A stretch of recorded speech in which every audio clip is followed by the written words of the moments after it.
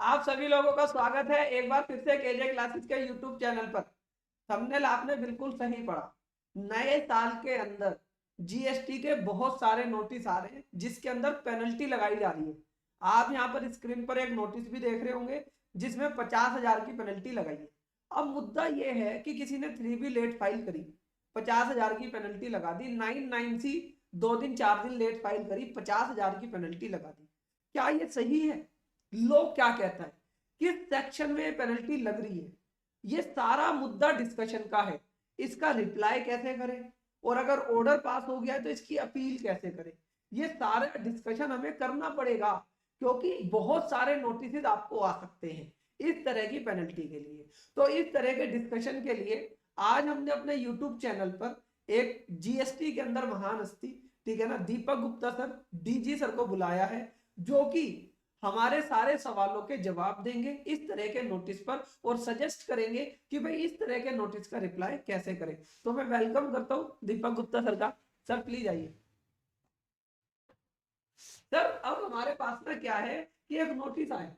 हाँ जी। नोटिस का सिचुएशन ये थी कि नवंबर की उसने 3B लेट फाइल करी, हाँ। और लेट भी क्या है, हम्म। 1 जनवरी को तो नोटिस आ गया 50,000 की पेनल्टी का। तो मतलब कि 10-15 दिन लेट है, हम्म। और 15 दिन लेट होने की वजह से ही इन्होंने ये नोटिस दे दिया, या 10 दिन लेट होने की वजह से ही नोटिस दे दिया। 50,000 की पेनल्टी लगाई है सेक्शन 125, 25 और 27 में। तो ठीक सर है। क्या ये कितना सही है? क्या जो जीएसटी ऑफिसर है लॉ को फॉलो कर रहे हैं, एसओपी को फॉलो कर रहे हैं, कैसे कर रहे हैं वो? सर एक बार आप गाइड कीजिए प्लीज। बहुत ही जल्दबाजी दिखाई है जी इन ऑफिसर्स ने तो। जी। देखिए, सबसे पहले मैं थोड़े से कानूनी प्रोविजन जो है, जी। लीगल प्रोविजन, उसके बारे में बता देता हूँ।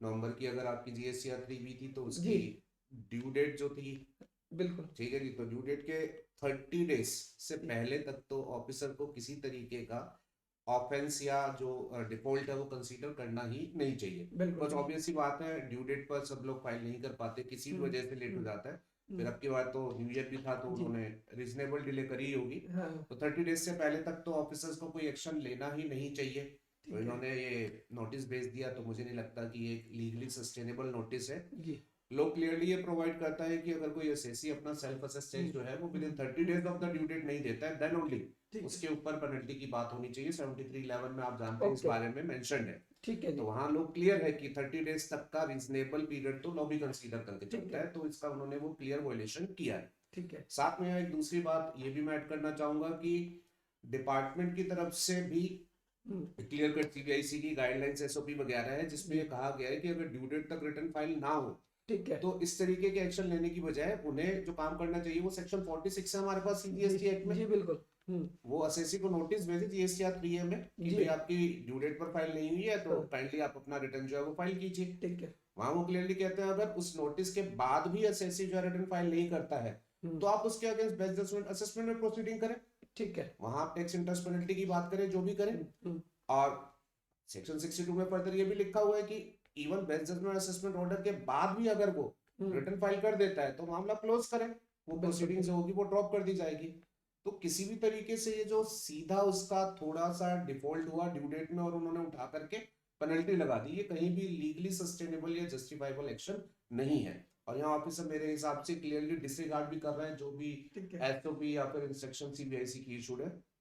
तो यहाँ पर देखो, अगर हम नट सेल में बात करें तो सर का भी यही कहना है, हर व्यक्ति का यही कहना है कि भाई आपने 3B नहीं फाइल करी थी, 10 दिन डिले थी, तो एसओपी को फॉलो करना चाहिए था। सब लोग उस एसओपी के बारे में जानते हैं, ठीक है, कि भाई नोटिस देना चाहिए था, फिर बेस्ट जजमेंट, और ये प्रोसीजर दिया हुआ है। अगर आप ये प्रोसीजर फॉलो नहीं कर रहे तो फिर इन सेक्शनों का मतलब ही कुछ नहीं है। बिल्कुल।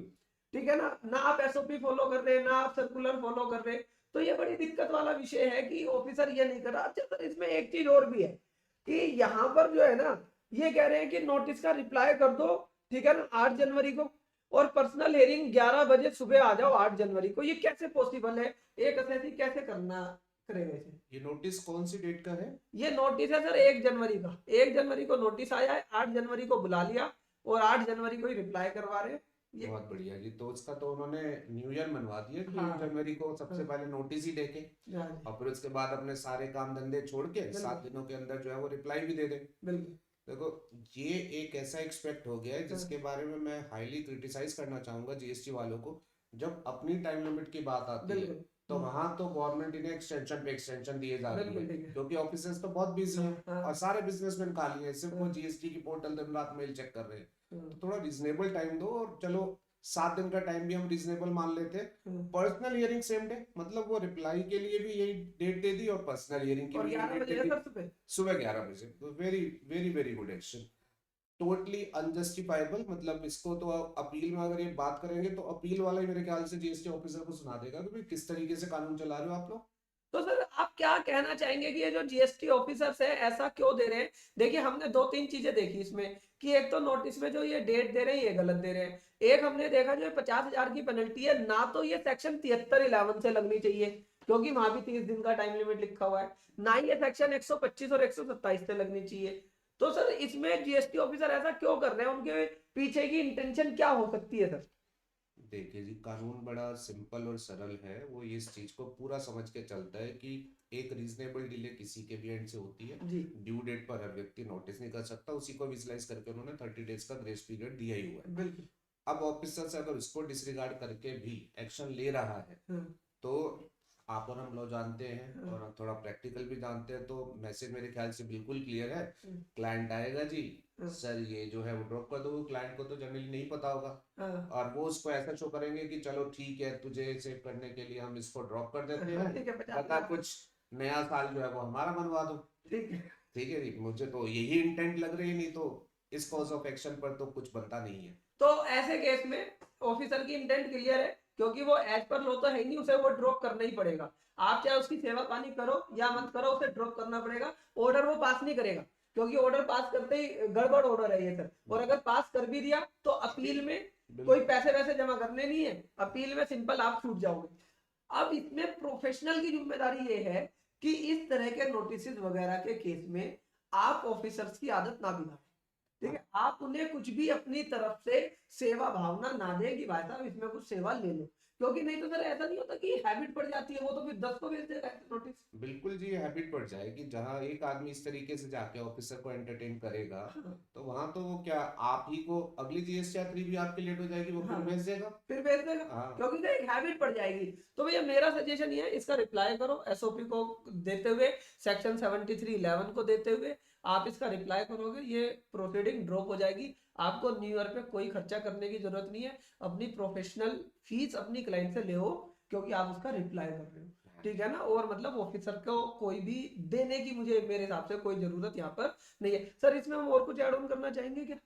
ये मुझे लगता है ये अपने आप में क्लियर है, और आप बिल्कुल ना डरे। अगर उसके आपकी बात को नहीं सुनते हुए ऑर्डर भी पास करता है, तो थोड़ा सा एफर्ट ले, और अपील जो है अपील में के लिए चले जाए, वहां तैयार पे है। कोई जमा कुछ करना नहीं है, बिल्कुल क्योंकि बिल्कुल। वहां पे तो टैक्स अगर होता है तब जमा करना होता है 10%, वैसे कुछ पेनल्टी जमा। के केस में कोई प्री डिपॉजिट वैसे ही नहीं है, हाँ, आप आराम से अपने इसे अपील तो कर देखो सकते सर का भी यही मानना है, मेरा भी यही मानना है। तो भैया अगर आपको नोटिस के रिप्लाई करने में कोई दिक्कत आ रही है, अपील फाइल करने में कोई दिक्कत आ रही है, तो 7 जनवरी से अर्जुन बैच स्टार्ट हो रहा है, उसमें सारे सेक्शन सर हम बताते हैं। हैं। बहुत ही ठीक बढ़िया है जी। ना? तो और इस आप, बार तो आपने काम भी, जहां तक मुझे आइडिया, बहुत बढ़िया कि आपने उसे एक्सटेंडेड आवर्स हाँ, की कवरेज वाला मैच रखा है। 150 घंटे से ज्यादा का सर वो कोर्स है। बहुत अगर ही किसी बढ़िया, की क्लास मिस हो जाती है तो वो रिकॉर्डिंग भी ले सकता है, बहुत 1 साल तक उसकी रिकॉर्डिंग एक्सेस कर सकता है वो। तो ठीक है। अगर आपने अभी तक ज्वाइन नहीं करा है तो 7 जनवरी को पहली क्लास है, मिस मत करना। पहली क्लास के अंदर बहुत अच्छी अच्छी चीजें बताने वालों, फटाफट से उसे ज्वाइन कर लेना। वीडियो कैसी लगी कमेंट बॉक्स में लिखकर बताना, नोटिस गलत था या सही था कमेंट बॉक्स में लिखकर बताना। और हाथ जोड़ के रिक्वेस्ट है जीएसटी ऑफिसर से, प्लीज ऐसा ना करें, प्लीज ऐसा ना करें। जी ठीक है, बिल्कुल। इस वीडियो को देखने के लिए आपका दिल से धन्यवाद। Thank you for watching. Thank you.